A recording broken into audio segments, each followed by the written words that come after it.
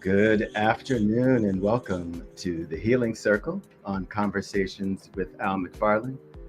The conversation and the Healing Circle will begin just after this special screening of Let It Be Known with NNPA's very own Stacey Brown.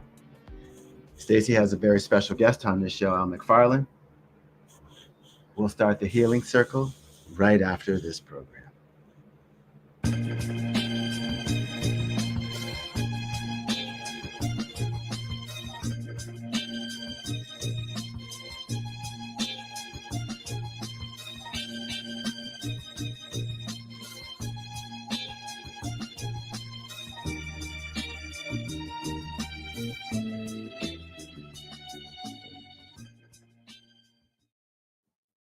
Good morning and welcome to the National Newspaper Publishers Association's Let It Be Known. It is Thursday, July 21st, 2022. More than 3/4 of House Republicans, or roughly more than 160 of them, voted against legislation protecting interracial and same-sex marriage. The U.S. House of Representatives, led by members of the Congressional Black Caucus, did pass the Respect for Marriage Act, a bill that is seen as preemptive to any further Supreme Court assault on rights. It now heads to the Senate, where Minority Leader, Republican Mitch McConnell from Kentucky, who is in an interracial marriage, has refused to publicly support the measure. Also, the Black News Channel is making a return, and media mogul Byron Allen is a new owner. We'll discuss that as well. And the Louisville Courier-Journal, the newspaper in the town where Breonna Taylor was killed by area police in a botched raid, launched a 4-week anti-racism challenge on July 1st as a call to action in the ongoing fight against bigotry and xenophobia. And finally, the home of Emmett Till and other African-American landmarks are receiving millions of dollars in grants for restoration and preservation. What does it all mean? We discussed this morning with Rashonda Tate Billingsley of the Defender Network in Texas, and of course, the publisher of Insight News, Al McFarlane. Good morning. Good morning. Well, we start this morning with this bill. The U.S. House passed, to protect same-sex and interracial marriages. Is a vote that comes amid concerns that the Supreme Court's overturning of Roe v. Wade could jeopardize other rights. Rashonda, 47 House Republicans supported the legislation, but about 160 voted against it. And of course, it heads to the Senate, where it doesn't seem to have the support from Republicans there. You know, this is really the whole fall in line to obstruct anything that may seem like it's positive for the Joe Biden administration. And, you know, it's so sad to me, because it's like a lot of these politicians now are governing, and that's their mantra: obstruction by any means necessary. I do admire the House for moving forward with trying to be proactive instead of reactive. We just got to learn to fight dirty. You know, and I hate to say that, but the days of Michelle Obama's when they go low, we go high is over. They don't play fair. They don't want to play fair. They're trying to have an obstructive agenda. And so we have to get in front of anything that we may see coming our way. And Al McFarlane of Insight News, Al, it's interesting because as we said at the top, so Mitch McConnell has not publicly supported this bill, and to the best of our knowledge, hasn't privately supported it either. Mitch McConnell is in an interracial relationship. We heard Justice Thomas when they talked about this. You know, he stopped short of saying he wants to get rid of interracial marriage. He's in an interracial marriage, and many of these Republicans are. I mean, Donald Trump, of course, is not in Congress. He's not in the Senate. But, you know, he is the just about the face of the Republican Party. And of course, he's in an interracial marriage, right? His wife is from wherever she's from. I forget. But I mean, she's not an American. Mm-hmm. I mean, what does that say? Well, it shows duplicity, I think, in the culture, double standards all day and all night. On the one hand, people live a certain way and do certain things, but they turn around and in the public forum decry the idea of the rights and dignity and the freedom for all individuals. And they deny and decry based on political power that they have, that they think they have, and that they want to hold on to.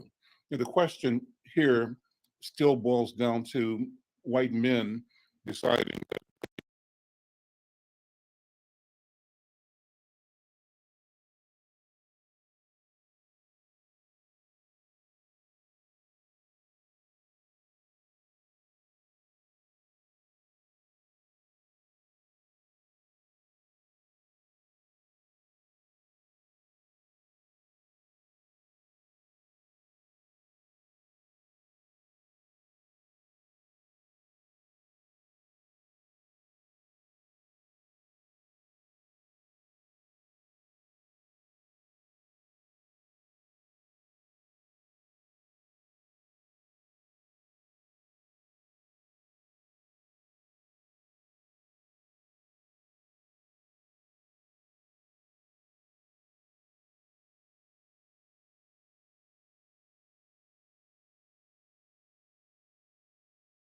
they haven't been before is a good thing.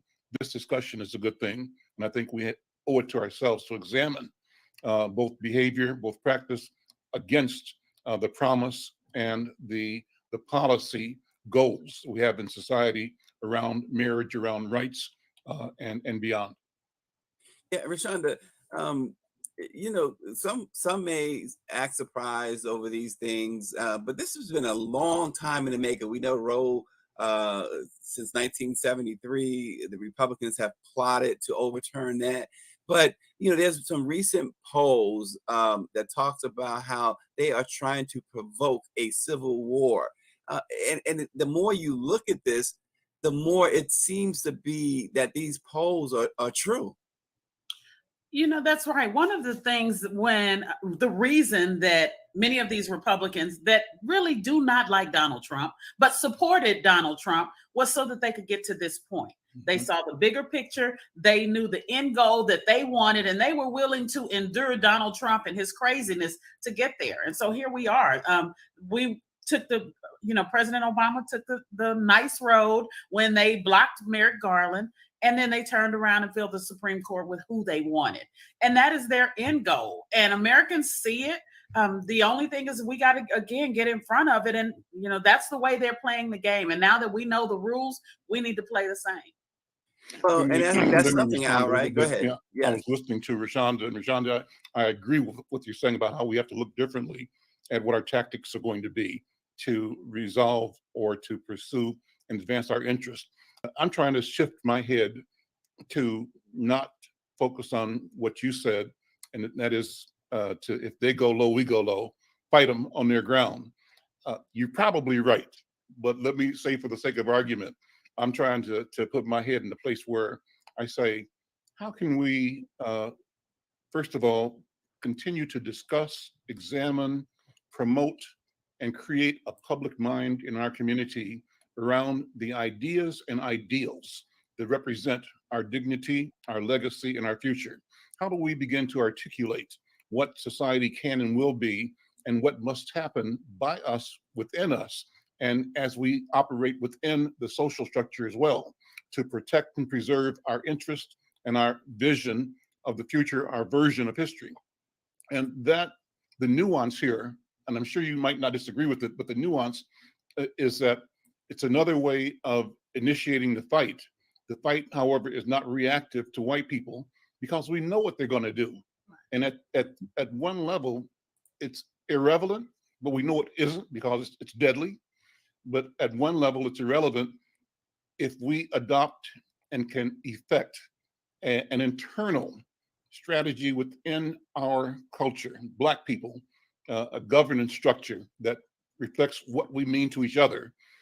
If we can develop goals, strategies, plans that we pursue irrespective of what obstacles they put up, I think we're headed in a right and more holistic direction and in a healing direction, because we have taken control more of our space, our dignity, our future, and we're fighting to build it, not fighting to resist them. But they may be one and the same.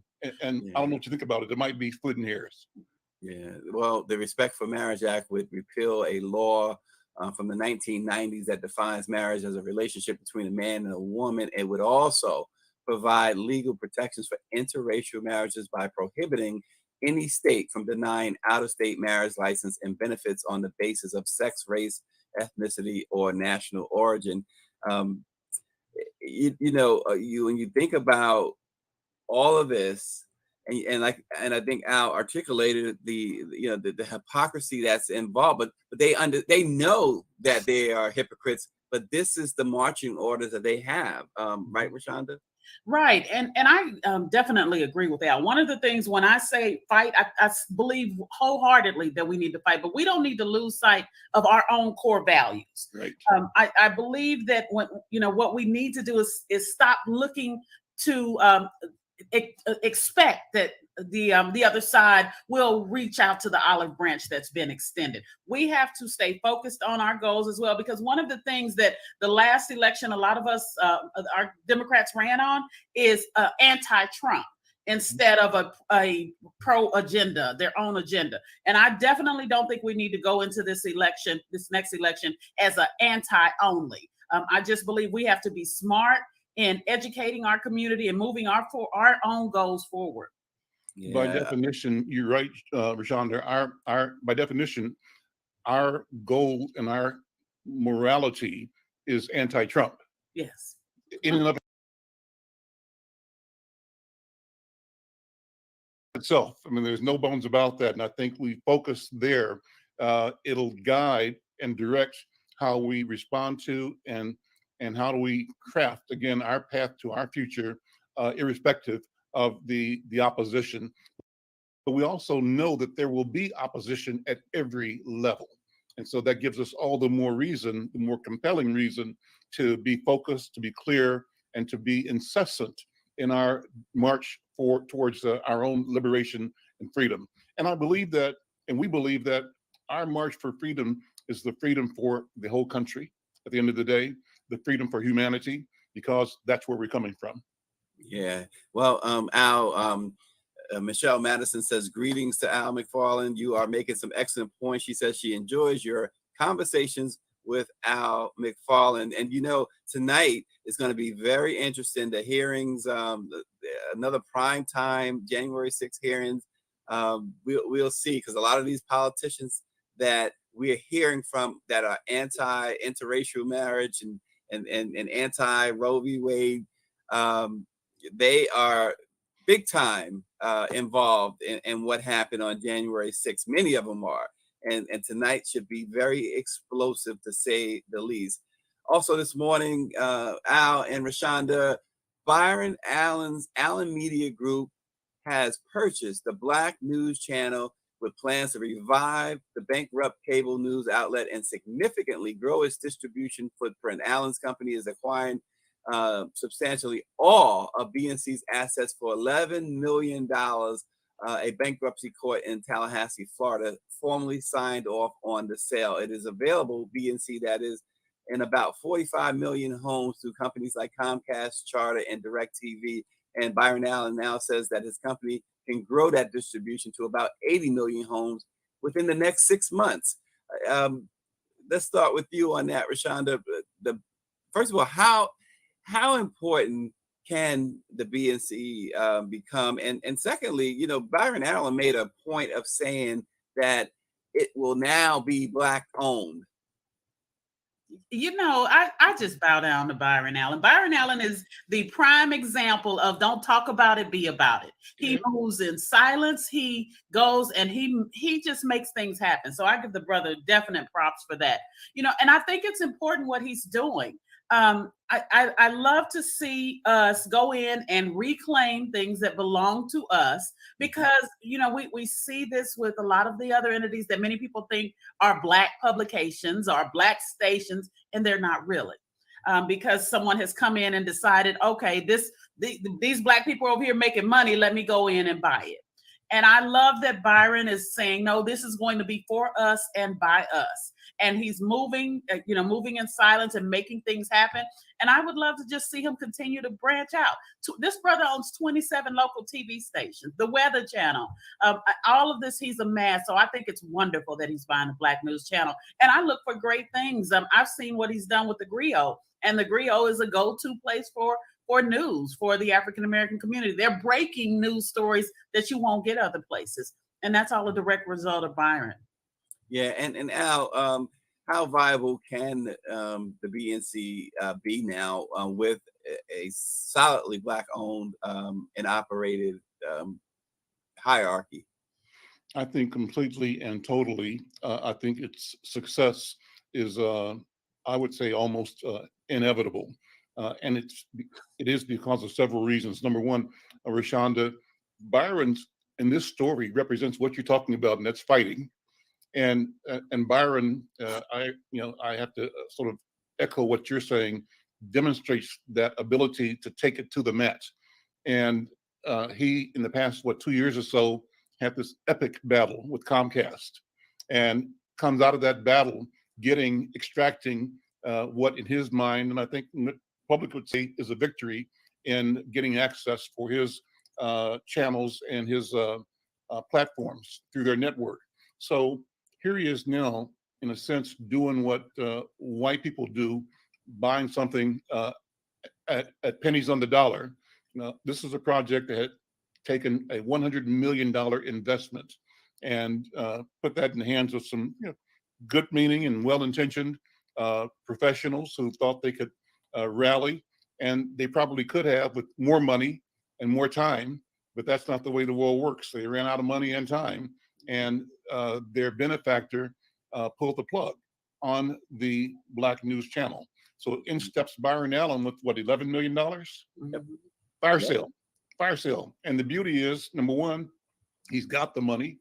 Number two, he's got the networks of people that have money around him. Number three, he's had a chance to watch both the promise and the challenges and the failure of the initial foray that Black News Channel represented.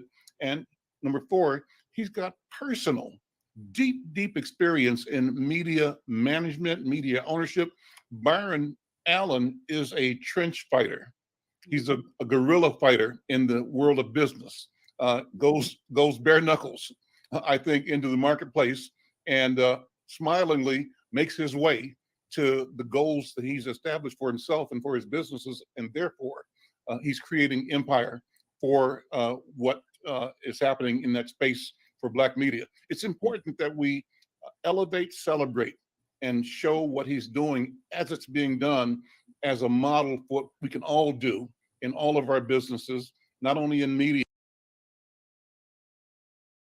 but in everything else that we are doing as Black people, and figure out how we train ourselves to watch for opportunity, seize the opportunity, create collaborations that create the wealth or the resources, the pocketbook to buy, to invest, and then to grow.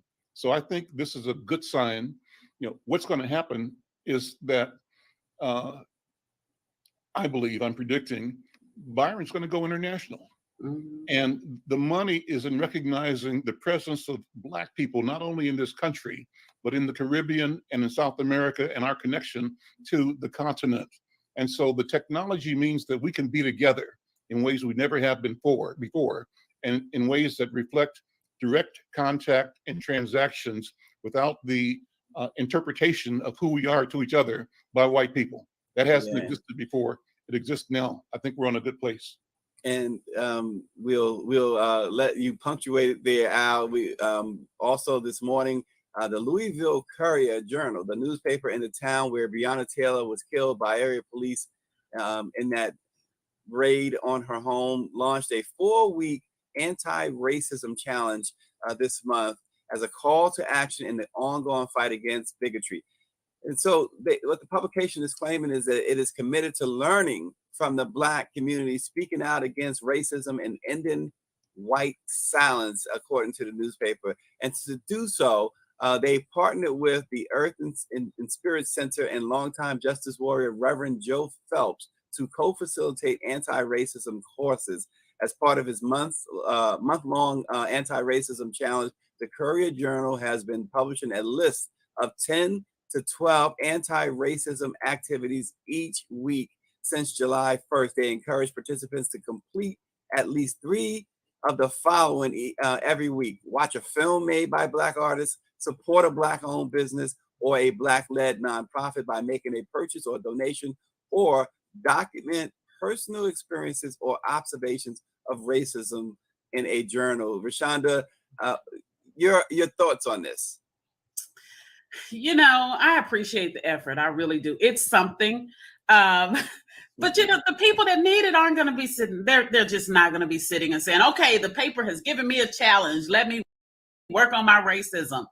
But it's something. I applaud them for that.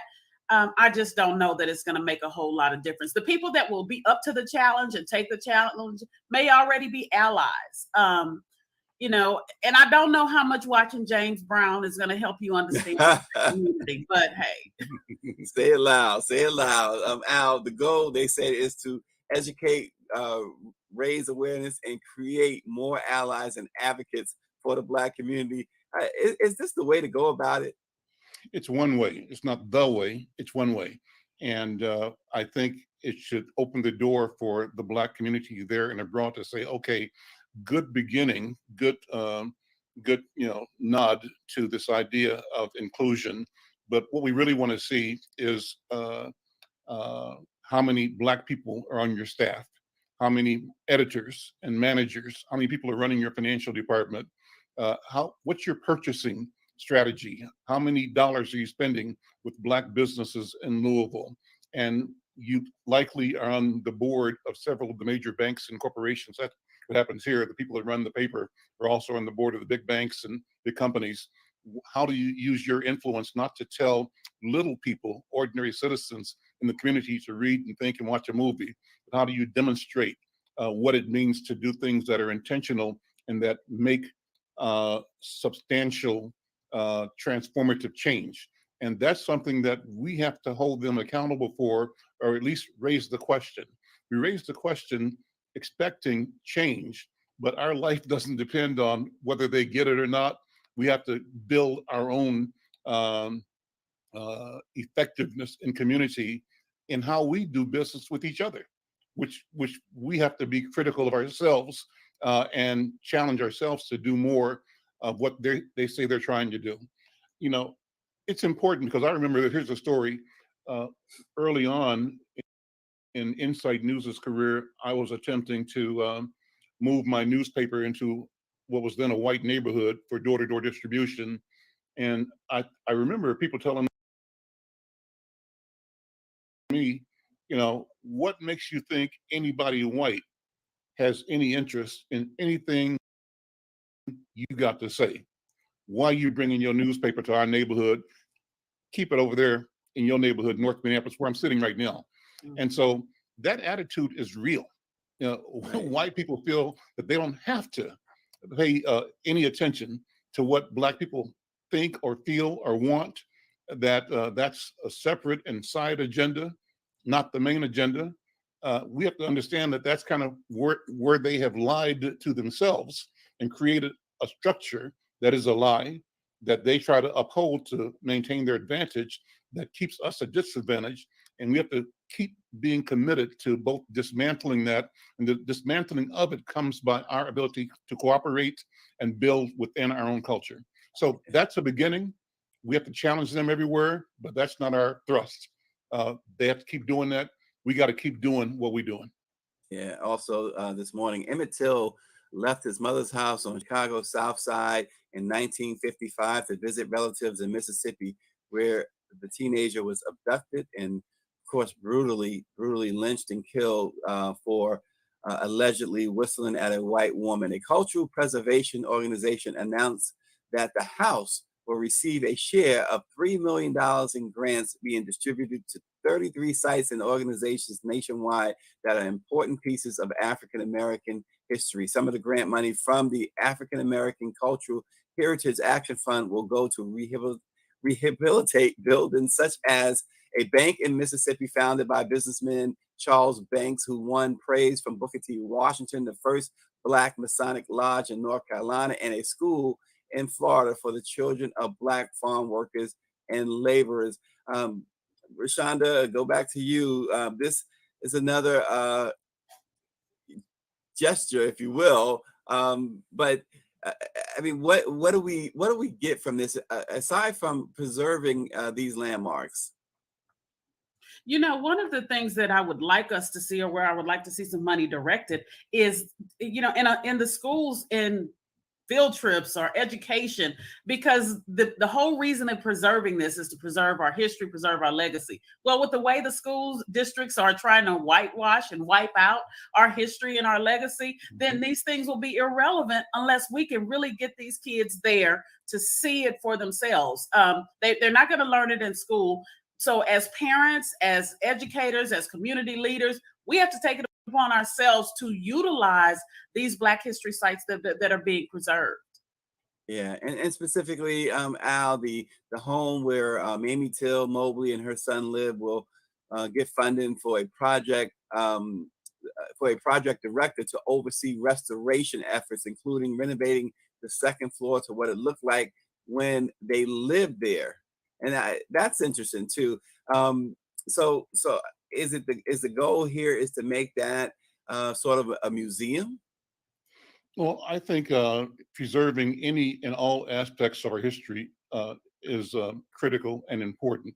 And this is the right thing to do. I think we need to champion this and to encourage other activities like this nationally and in every community that we're in as well. Look, when I first visited London to visit relatives in London, we're Jamaicans, and some of us came here and some went to there. Cousin was driving me around on one of those open air tour buses, right? Every corner was a statue. Lord this, Count that, Duke this, Duchess that. Yep. And so after an hour or so of seeing all this glorification of colonists, of imperialists, right? I said, no wonder these white people think they all that. They remind themselves of their greatness every minute of the day. And so we need to take a page from that book, not reacting to them, but understanding how that question of creating a public mind works, and decide that it's important for us to document every single aspect of our life, of our lives. So anything we do that creates an archive, that creates a museum, creates a historic character around a place or an event or an idea is important. We have to do more of it and be intentional about it. And as Rashonda is saying, build into it a plan to educate and to share and to teach young people the significance of who we are, where we have been, what we have done, and where we are going. And I call that creating a public mind. Yeah. That's our job as newspaper owners, as communicators, is to create dialogue, conversation that results in a vocabulary, a syllabus in the mind of Black people that is expansive and that all adds up to our movement forward into a future in which we win. Yeah, Naomi Davis, who's the executive director of Blacks in Green, which is a local nonprofit group that purchased the Till House in 2020, said that this house is a sacred treasure from our perspective, and our goal is to restore it and reinvent it as an international heritage pilgrimage destination. She said the plan is to time the 2025 opening with that of the Obama Presidential Library a few miles away. And as Bobby Henry, the publisher of the West Side Gazette, writes in, he says that entire neighborhood is being uplifted with community gardens and all kinds of good stuff. So it's really good to see overall that they haven't, and the neighborhood, not just Emmett Till and his mother, but the neighborhood hasn't been forgotten. Rashonda, I think that's important, right? Absolutely. Again, it's about instilling a sense of pride. Like Al says, when the community has something they're proud about, they're talking about it. So they're telling people, you got to come see this. You got, and so that helps in spreading the people coming in to see it, and it's spreading the pride in the community and getting just the history spread. So I think it's great that it's providing a boost to the community. Yeah, Quickly, my go ahead. office in North Minneapolis, when I bought it, was a small mansion that was known in the neighborhood as the Terra Mansion. And Terra was in homage to the antebellum South and the whole, grandeur of white largesse. When I bought it, I said, you know what? This cannot be the Terra Mansion. Can't be known as that. So I renamed our space. Our space is now called the Marcus Garvey House. And that's the act and the willful act of renaming and of claiming space that had been part of a distortion and bringing it to our truth, our light, our future. Yeah, and speaking of Bobby Henry, we want to give a shout out to his classmate. Congratulations to our friend and colleague, Cheryl Smith, the publisher of Texas Metro News and iMessenger Media, inducted into the NABJ Hall of Fame. She definitely deserves it. There's probably no more deserving recipient than Cheryl Smith. Congratulations to Cheryl, a really good friend of the show. And we appreciate all she does in the Black press.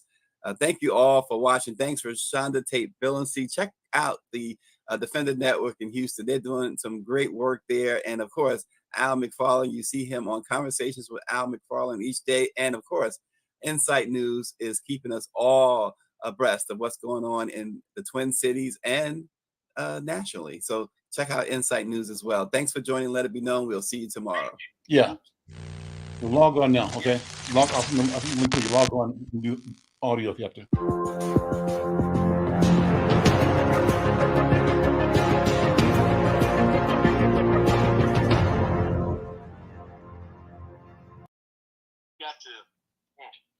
I've got to turn on a computer. I'm Al McFarlane. Thank you for watching that. This is Conversations with Al McFarlane, the conversation with Al McFarlane.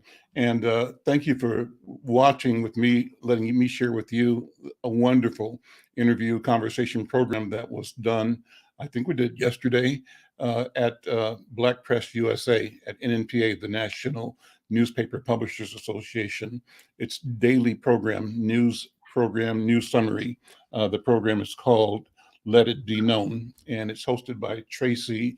What's Tracy's last name? Tracy, help me, Vash. Stacy Brown, who's the editor of that, and he pulls together people like me, owners of newspapers from around the country, from the Black Press of America, and sometimes guests. Often we have Dr. Benjamin Chavis Jr., who is the CEO and president of the Black Press of America, NNPA. And so it's cool. It's cool to have a chance for us to connect with each other, to compare notes, to tell each other from time to time, and in doing so, tell the world how we see what's unfolding, not only in our community, but how we interpret what's happening in Washington, D.C., what's happening in different places around the country. I was just on the phone a second ago with my friend from California, the exceptional photographer, Brother Hayward Galbraith. He might be joining us in a couple of seconds. He was covering the story in California. You may have seen it, where a Black family was awarded, I think, control of a park or some public land that their family had owned and had been cheated out of years and years ago. And if you might have seen it on the news, a story recently, Vash, I don't know if you know the story, you could pull it up if you can, about a Black family in LA that got control of this either public or privately, but taken land that was sort of taken from them illegally, as often happens with Black people, Black landowners. But the city and county have made a restoration. And so if he can join me, he'll talk about that. He was there. And then I reached out as well to my friend Roy Lewis. I'm not sure if he's going to be able to respond or not, but like me, I'm hoping he was at the hearing last night at the hearing for the January 6th.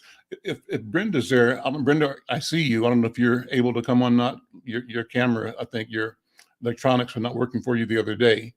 You guys have some challenges out there in We're in New Mexico, right?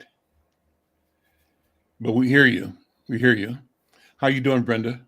I'm okay. Okay. I'm okay, and I'm sorry about that because I've been on Zoom and StreamYard today, so I don't know what's going on. But anyway, that's okay. It's good to see you. Good to see you as well, and thank you for being here as always. You know, yesterday we talked about great conversation yesterday with Burnell and Kamal and Dr. Irma and Youssef and me and you. That was an excellent sort of survey of some important themes. But I think you talked about how much attention you're paying to the January 6th hearings. Did you watch last night by any chance? I did. And I did too. I was riveted. I mean, I thought it was amazing. But let's you and I have that conversation. And Vash, if you want to jump in the conversation as well, if you watched it or are following it personally. First Brenda, of all, I was taken back, I think, by the seriousness of everything more than a lot of the testimony, because I kept thinking, what would have happened if he had gotten close and done what he wanted to do? And it's really haunting. I was emailing Sean Lewis this morning because Youssef and Sean and I are going to be doing a joint article on the importance of voting. And, Youssef and I did one last year. Mm-hmm. But this article is centering in Dr. Bravada's theme of the consequences of doing or not knowing, but I'm adding and doing nothing. And I thought about that last night. And I said, if we don't get out and vote in mass, we have to. And hats off to that committee. I'm sorry to hear about Benny Thompson. That's one of my heroes. Yeah. I mean, he's phenomenal. But I hope he's doing better. And the president seems to be doing better with COVID. But I'm like you, the word is riveting. Mm-hmm. It's like, no, they didn't.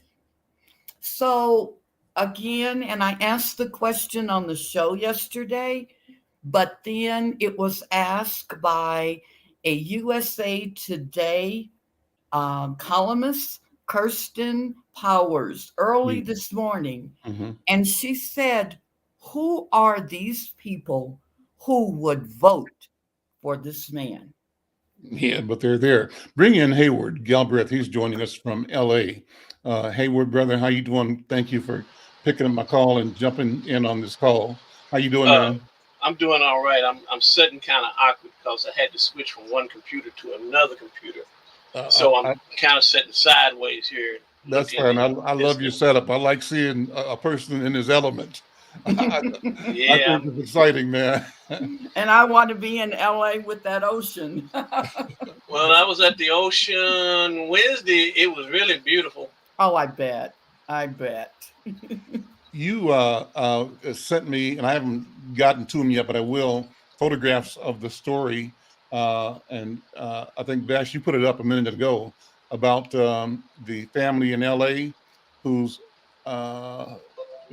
tell that story, if you would.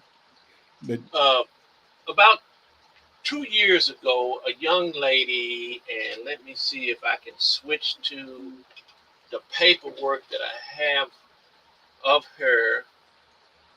There was a young lady who found out about Bruce's Beach, and she decided what she found out was that Bruce's Beach, which was a resort that was owned by a black family, Manhattan Beach had done eminent domain and taken it from them nearly 100 years ago.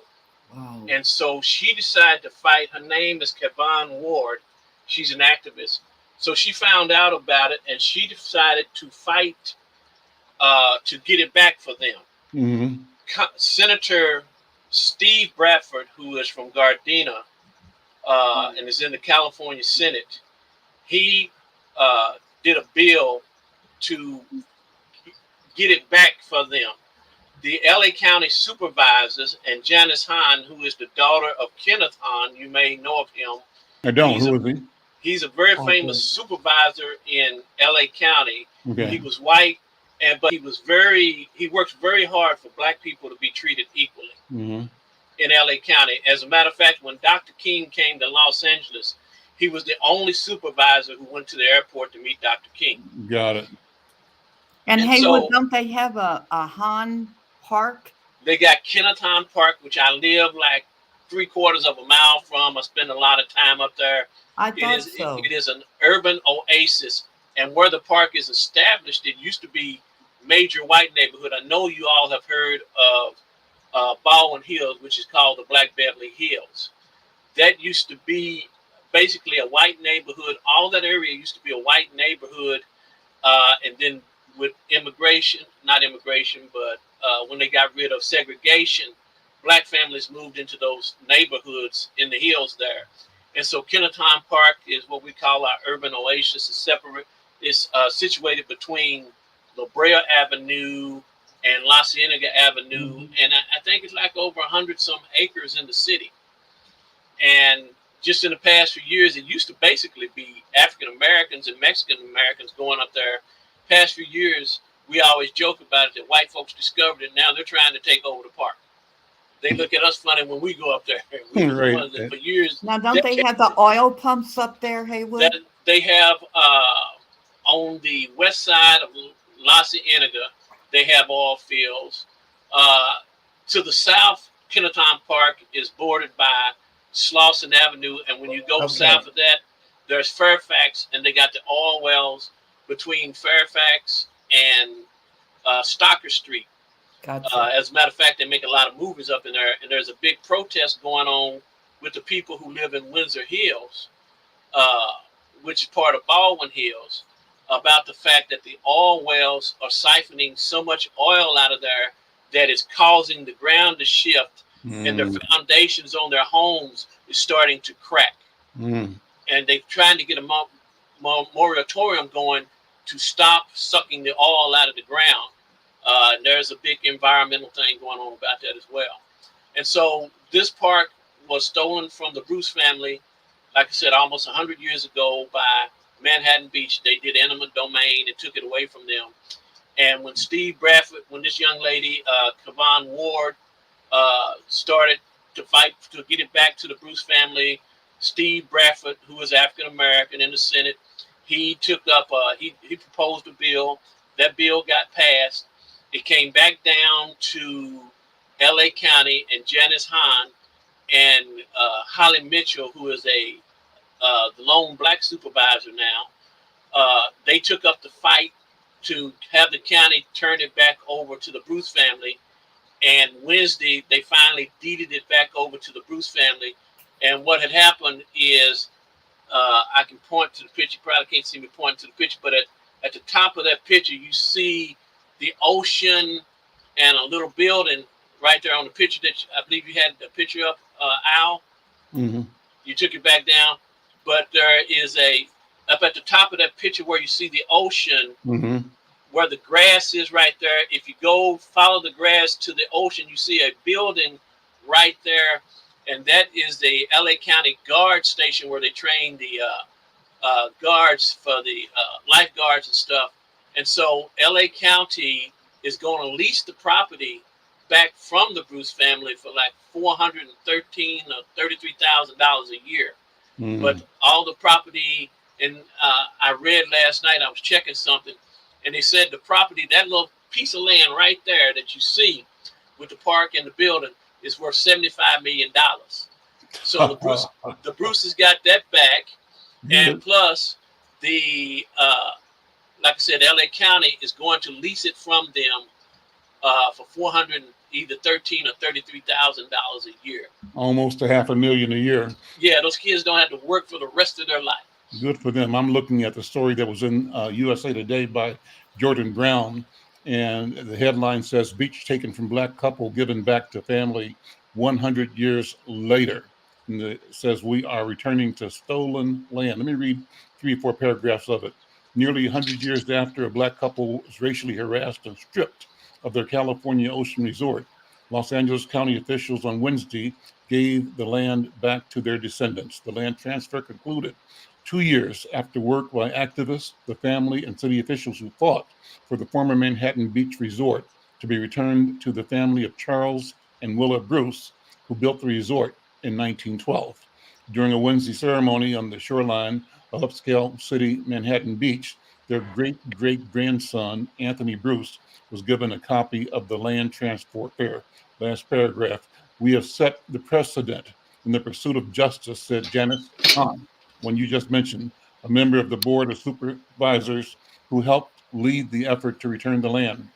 Quote, "Today we are returning stolen land for the first time, but it will not be the last." And so that's cool. And there's some linked articles, I won't go into them now, but linked articles that talk about more Black families fight to regain land taken from ancestors. Roy Lewis is here. Bring Roy in.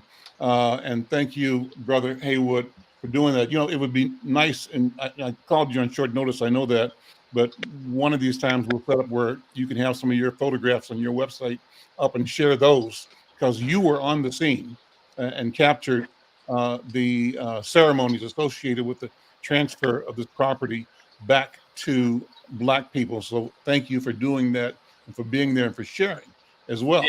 Yeah, I got to tell you something. Go ahead. See, I was sitting up here working on a project, Mm-hmm. and this is what I said. I'm going to work on this project, and I'm going to get all engrossed in it, so Al will call me this morning. That's how it goes. And so I got all engrossed in this project. I'm like, watch Al call me this morning. Uh-huh.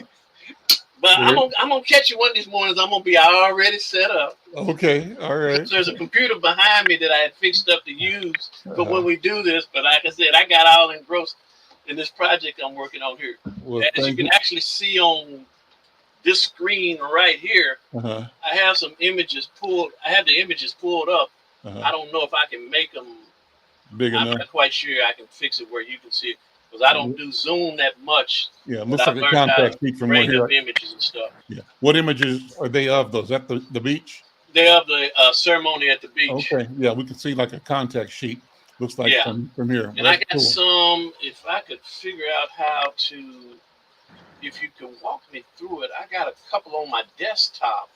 Well, you could share. Like, go to the bottom of the StreamYard and look at share.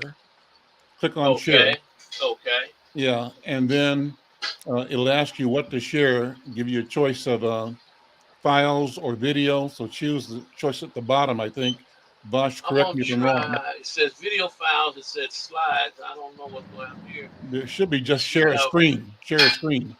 Let me see if I can go back and share a screen. Let me see. Yeah, and then click on that, and it'll give you a choice of which of those screens you want to share. Then we'll have your screen up looking at it.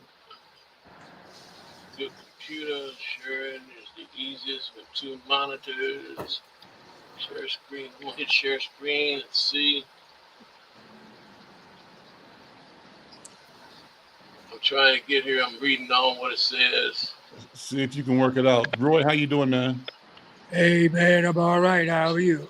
I'm doing good. Did you go to the hearing last night? No, I didn't go, man. Okay, I thought you might be there. I was looking for you on TV. Yeah, man. Looking for your Buffalo Soldiers outfit. I said, look here, man, I just decided I'm just going to stay in, you know what I mean? I watched it on TV just like everybody else. Well, I tell you, man, what I was most impressed with, out of all of it, was the closing remarks from Adam Kissinger. Oh, right. I think he lit him up. He tore him a new rear end. He talked, from a place I'd never heard or expected someone like that to talk from, and laid bare, the crisis in character that our nation is faced with right now. And it's not, I say our nation, but it ain't us, it's them. Well, yeah, it's always basically been there, man. We're good Americans. Yeah. But for him to call it what it is, I thought was exceptional and phenomenal. And I was impressed. And I have to say, like Brenda, totally impressed with the vice chair, Ms. Cheney. And I think Representative Elaine Luria did a phenomenal job. I was waiting on her. I've been waiting on her to get her spot, because you got to think now they hung her out. I mean, you got to figure that they put a little bit of stuff on her too, Yeah. They're still hanging her out because she's losing in Wyoming, but she's willing to give up her political career for what is right. And she's impressive. She showed up. Yes, she showed up. Yep. Anything new out there, Roy? Well, I'm actually at the Urban League thing, man. Okay, their annual? Yeah, it's annually going. I just left the dinner. Luncheon. This their last day. So I came over to check it out. Okay. I've been kind of limiting my movements with all the stuff floating around, but it's had a good turnout for the luncheon. Who's the main speaker today? Scale back. They had the Secretary of Housing. Okay. Sister from Ohio. Ann Fudge. Ann Fudge. Yeah, right. Miss Fudge. Yeah, she get the keynote. Okay. She was on. They had Kamala Harris earlier. Okay. Kamala Harris earlier. Yeah, she came through earlier. All right. Cool. I think they might have did a video thing on her because anyway, she came through and rolled out. But so, it's the Urban League, it's the Urban League. They give out awards. And I think they got something tonight. They'll be fresh. Okay. Well, send me some pictures. Haywood we got your screen. Haywood, bring it up. Yeah, I was very impressed with all of that, man. Can you see it there? Yeah. Reparation. Okay, I'm gonna click through back and forth. I was speaking about Supervisor Holly Mitchell, and I'm gonna click to a different picture because she might have to show up somewhere, and I don't want her to see me having that picture of her looking bad. That's Supervisor Holly Mitchell. She's also the chair of the Board of Supervisors for Los Angeles County. Now, Los Angeles County did something historical an election ago. They put on the board 5 women, and there's still 5 women on the board of LA County Supervisors. That was historical. It had never happened before. Is the board just 5 people? It's just 5 people. So all 5 are women? All 5 are women. Amazing. And yeah. Holly Mitchell is now the chair of the board. Let's see, there's 1 black, which is Holly Mitchell. I think there's a couple of white and a couple of Latino. Okay. And I was speaking of Senator Bradford and I'm drawing a blank, and Janice Hahn. Senator Bradford is on the left. He's in the California Senate. And Janice Hahn is another member of the Board of Supervisors. And her father was Kenneth Hahn. And she's taken up the mantle just like him, because when it came to her, I'm not sure. I think Supervisor Mitchell was on the board, but it was in the 2nd district, which was Janice Hahn's district at the time. They have redistricted, and now the 2nd district is part of Holly Mitchell. That part, Manhattan Beach, is part of Holly Mitchell's district now. So she took up the mantle further from Janice Hahn to get this done, and that is Stephen Bradford, Janice Hahn sitting there. That's a picture of, you can see the ocean behind them right there. That's Supervisor Mitchell speaking about it. That is the grandson now. What's his name? His name is Anthony Bruce, his wife. And to the right of her is Kavon Ward. She's the young lady, the young activist that got the ball rolling. Okay. This right here is a picture. And what's fascinating about this was this young lady, when they started the ceremony, she started painting this picture. And she was painting a picture of the husband and wife. And by the time they got through with the ceremony, she had finished the picture. Mm-hmm. This is right here, the LA County Registrar, Dean C. Logan. He's the one who presented the deed to the family. Stephen Bradford, who gave a very emotional, motivated speech about what had been done to Black families throughout the country. As a matter of fact, I'm going to kind of paraphrase what he said. And part of it, he said, you know, more harm has been done to Black Americans and more has been stolen from Black Americans than Black Americans ever burned or rioted in this country. And it was very impactful the way he said that. This is this young man right here, and I don't have his name up here. He was the mayor of Manhattan Beach, and he helped get the ball rolling with this also. And there may be I don't know the full story on him. He may have turned out, or they may have not reelected him because he fought to help them get Bruce's Beach back to the family. Let's see. It's amazing how a decision like this can change the pathway for generational wealth for a family that, like most families, probably struggled to get by. Even if they did okay, they were doing just okay. But now, as a course correction, as you mentioned, this company is going to have at minimum about $500,000 a year in revenue in leasing this building. I saw that the county also said it's going to make an offer that they're authorized to spend up to $20 million to buy the property. But you said the property is valued at $75 million, and likely they simply going to retain ownership, hopefully, and just keep getting revenue ad infinitum because the value of the property will continue to increase. Definitely. They're not making new land anywhere, as they say. So if I was them, I would reject the offer and just keep getting money. Like you said, it'll probably go up every other year, you know, how much the county will pay for it. Yep. I would just keep my land and keep getting that let's say $500,000 a year. Yep. And you got heck of a lot of collateral if you choose to go buy some property someplace else. Right. Right. You got equity. Equity. You got a whole lot of equity right there. To be building wealth with. That's right. So I'm so glad for this to happen for them. And I'm also glad that you're able to cover it and that we're able to talk about it, because I hope this conversation, this coverage will have other families, others of our people around the country and around the world to look at the land that we're on, look at the space that we are walking on, the place we're living now, and look at the things that we own, not only material things, but even the ownership of our ideas, our creativity, our genius, right? And know that we have the capacity to value what we do, what we own, what we possess. But these are all assets, and the assets are important. And we simply need to begin to treat what we own with value, as valuable.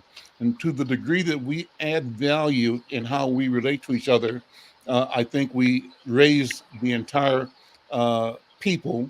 We recognize the existence of an economy, and we create language and ways of looking and knowing and dealing that reflect that our engagement is based on value. Yesterday's conversation with Brenda and our companions group focused on two ideas, and one was being rational. How do we create in ourselves a commitment to being rational? Rational meaning thoughtful, meaning thinking hard about everything. And then the other companion idea or property that was suggested by Dean Burnell Powell, the former dean of the law school at South Carolina and dean of the law school at Kansas City. The other principle besides rational thinking was critical thinking. How do we train ourselves to be critical? And not critical in a negative way, not in a mean or selfish way, but as a matter of how we look at the world. Let's look at everything, examine closely, and be reasonable and be rational. make decisions based on thought and critical analysis, critical examination. And I think that's where we're headed. You know, and the beauty of me saying this right now, Haywood and Brother Roy, is that you all and we, me and Brenda and you all, really have a critical role in presenting information to our people. That's what we do. We're the messengers, we're the observers, right? We're the witnesses.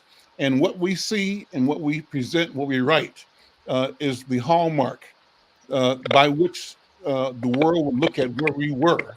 And also, we are creating signposts in imagination to guide our people to the freedom that we're looking for. Roy, what you think? Well, I was just thinking as I was sitting here looking at both of you all in terms of him being able to report on that event that's in the paper yesterday and today was covered on the news. It's a big story. And the fact that he has done how he has presented it, and you gave the window or have the vehicle to get it out to the rest of the world to underline it and show you a direction for reparations. I see it. First thing I thought of was reparation, and that this is a model that we as a community can use in terms of how do we get reparations. This is a sort of a reparation factor, even though they took their land before. Criminal took their land. They did take their land. And then they do that 100 years, whatever number of years they've had it, that's interest and all of that. But the fact that it's worked out the way it's worked out, and the fact that the brother who went and did this assignment is showing the way of how photographers and media people can get stuff on the air right away. And you all have actually did it. I mean, you told him how to go to this and how to go to that. And then he went to and did that. And here he is looking at the pictures, just like an editor would look at them live. You know, we know this is a live show. And so, you know, this is sort of a little revolution happening right now. Just to be clear, I didn't originate the assignment. I was aware of it, but Brother Roy. No. Well, I'm just talking about the fact that you provide the window. Right, there we go. Provide the window to get it out to the world. Right. And he's got the equipment there with and he his camera set up on him to present it. And it's a way for other photographers to begin to see themselves as an immediate. If you've got a window, to get it out, then you know this same thing could happen on other shows on the same story. You know, that's all I'm saying. And so, being in the media, I'm always looking at news. It's almost like a little, remember the old word, dog and pony show. You know, on live, dog and pony show. You know what I mean? You know what dog and pony. Hey, but wasn't this sort of unusual for Manhattan Beach, though? I mean, that the whole, I know where the location is, but that's awfully powerful for something like that to happen in Manhattan Beach, the rich and the famous. Brenda, you know how we talk in the hood. Yeah. And we still running around here talking about clowning Manhattan Beach, talking about you still mad because they are angry in Manhattan Beach. They are. They have one of the things, and I had to laugh because you know when somebody's being clowned, as we say. Every representative that got up there and spoke, you know, Steve Bradford, Janice Hahn, Holly Mitchell, and there was a couple of others, talked about the fact that the leadership in Manhattan Beach has never come out and apologized to this family. This has been going on for 2 years. I bet. Nobody has ever came and said we're sorry. Everybody else in LA County and the state of California, Governor Newsom came down, I think it was October of last year, and signed some paperwork in that very spot. He apologized for what had happened to the family. Manhattan Beach, like I said, nobody has apologized. There was nobody from the leadership of Manhattan Beach at the ceremony on Wednesday, and I looked around because I'm always looking to see I thought that. who's where they are and who's who. There were very few, even Caucasian people from the Manhattan Beach area there. Most of the people at the ceremony had came from other places to be at the ceremony, not people from Manhattan Beach. Look, we're out of time, guys. Haywood, thank you so much for answering the call. Roy, thank you as always. And I think what we're doing, this conversation is a critical one, important one. I want to make sure we keep doing this as you are on the front line, Haywood, Roy, front line there at the Urban League, right? This is like real time change underway. And you all are the witnesses, the observers, the interpreters. And so thank you for what you do. And let's keep this conversation going. All right. Brenda, thank you as Take always. care. We'll see you next time. Thank you. Bye-bye.